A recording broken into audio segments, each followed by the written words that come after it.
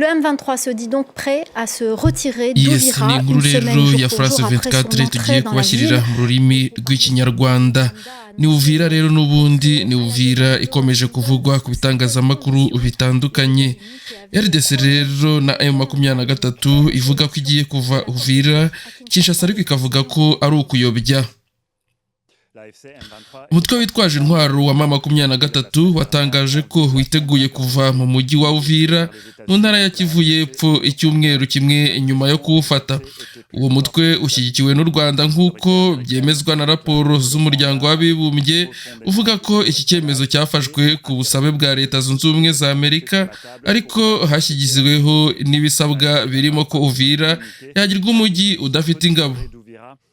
Leta Zunze Ubumwe za Amerika zari ziherutse gutangaza ko zizatanga igisubizo gikomeye ku kurenga ku masezerano y'amahoro yagiranye na RDC n'u Rwanda. Abadiplomate batangaje ko Washington isanga u Rwanda rwaragize uruhare rukomeye mu kongera imirwano, kandi ko amahitamo yose ashoboka akiri ku meza kugira ngo ayo masezerano yubahirizwe. Nubwo M23 yatangaje iyi gahunda, amasoko mu gace avuga ko abarwanyi bayo bari bagikomeje kuboneka mu mujyi wa Uvira, bituma rero hakomeza kwibazwa niba koko hazavayo. Kinshasa rero yamaganye itangazo rya M23. Minisitiri w'itumanaho akaba n'umuvugizi wa leta ya RDC Patrick Muyaya yavuze ko iri tangazo ari ikintu kidafite agaciro kandi ko ari amayeri yo kuyobya.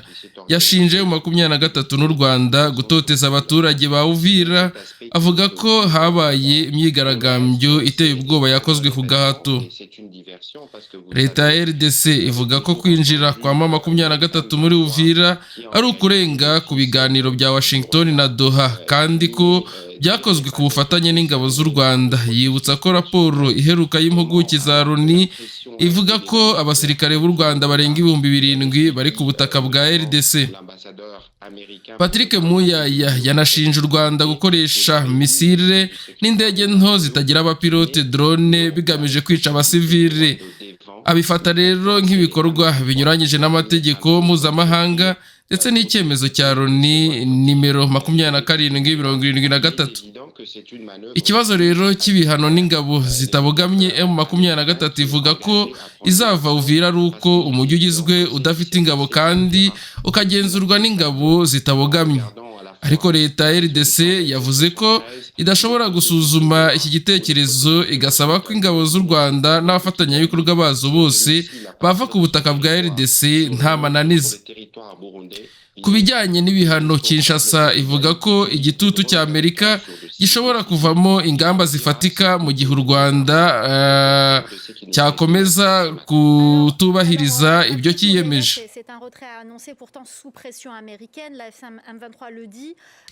Ikibazo rero gikomeye cy'ubutabazi. Ku ruhande rw'ubutabazi, leta ya RDC ivuga ko abantu barenga 200,000 bamaze guhunga imirwano, muri bo abarenga 20,000 bahunze mu minsi mike berekeza cyane cyane mu gihugu cy'u Burundi no muri Tanzania. Leta ya RDC yatangaje ko hari intumwa zoherejwe muri ibyo bihugu kugira ngo harebwe uko impunzi zifashwa. Yasabye kandi umuryango mpuzamahanga kongera ubufasha, ivuga ko amahoro n'umutekano ari byo byonyine byatuma abaturage basubira iwabo. Igisubizo kirambye ku kibazo cy'ubutabazi ni amahoro, nuko leta ya RDC yasoje ivuga. Muyaya yakomeje agira ati, ntidukeneye cyane kongera ubukangurambaga mpuzamahanga bwo gufasha abaturage bacu bahunze gusa, ahubwo tunakeneye cyane kugarura umutekano, kuko igisubizo cyiza kurusha ibindi leta ishobora guha abaturage bavuye mu byabo ari ukubaha amahirwe yo gusubira mu ngo zabo bafite amahoro n'umutekano wagaruka. Yongeraho kandi ko sabo bayobora binyuze mu byaha bashobora kubibagezaho, niyo mpamvu hakenewe ko M23 n'uyishyigikiye ari w'u Rwanda bava ku butaka bwa Repubulika ya Demokarasi ya Kongo. Ils vont prendre des mesures pour faire respecter la parole du président Trump. Alors, si umunyamakuru yongera amubaza ati none rero mu magambo make Patrick Muyaya, ese amasezerano yasinyiwe i Washington aracyafite agaciro uyu munsi? Muyaya yasubije ati aya masezerano aracyafite agaciro ku buryo bwuzuye. Twabivuze kuva ku ntangiriro ko twe nka leta ya Repubulika ya Demokarasi ya Kongo twemera kandi twizeye ubuhuza bwa Amerika.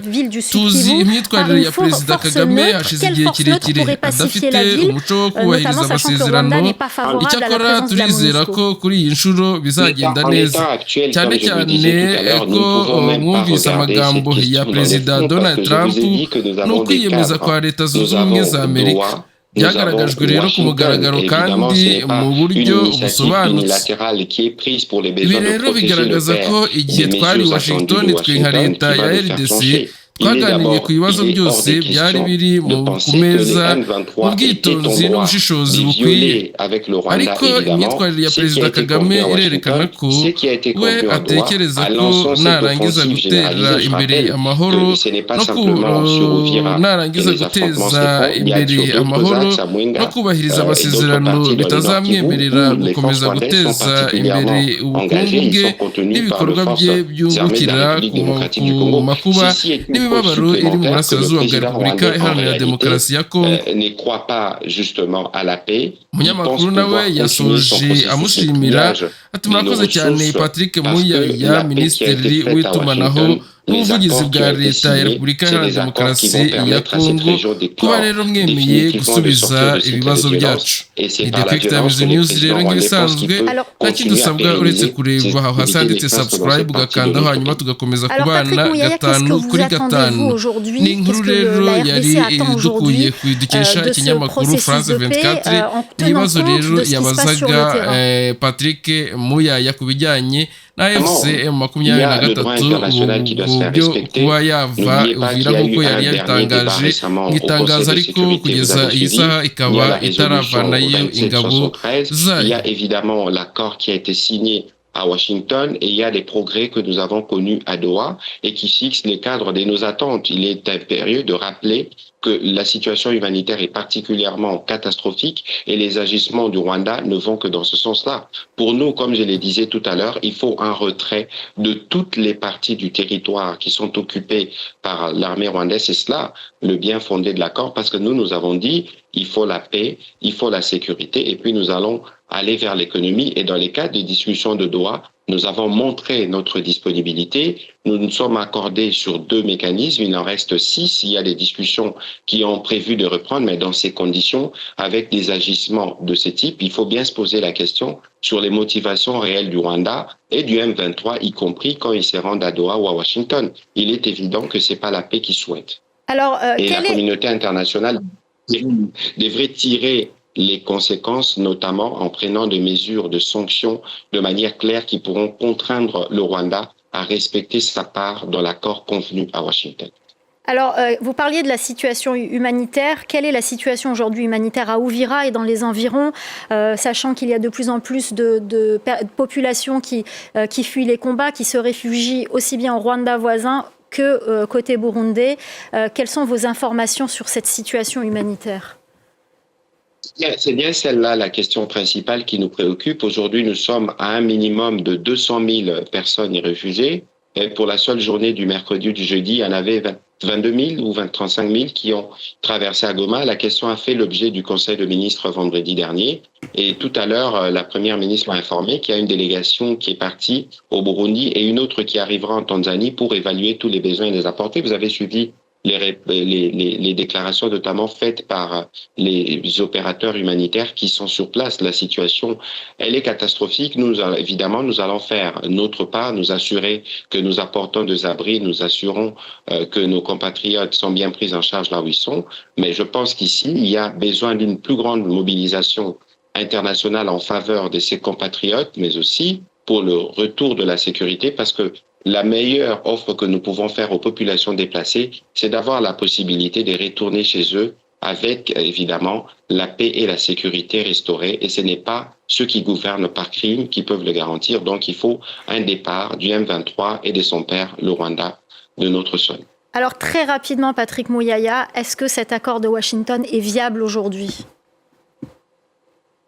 L'accord est pleinement viable. Nous avions dit dès le départ que nous croyons à la médiation américaine. Nous connaissons l'attitude du président Kagame. Ça fait bien longtemps qu'il n'a pas l'habitude de respecter les accords. Nous espérons cette fois-ci, parce que vous aviez suivi les mots du président Trump et l'engagement américain qui a été parfaitement clair. Ceci constitue la preuve qu'en étant à Washington, nous avons, nous, au gouvernement de la République démocratique du Congo, traité les sujets avec la délicatesse qu'il fallait. Et ces agissements du président Kagame traduisent justement, c'est lui qui pense que en promouvant la paix, en respectant les accords, il ne pourra plus faire prospérer son économie ni ses activités qui se nourrissent des drames dans l'Est de la République démocratique du Congo.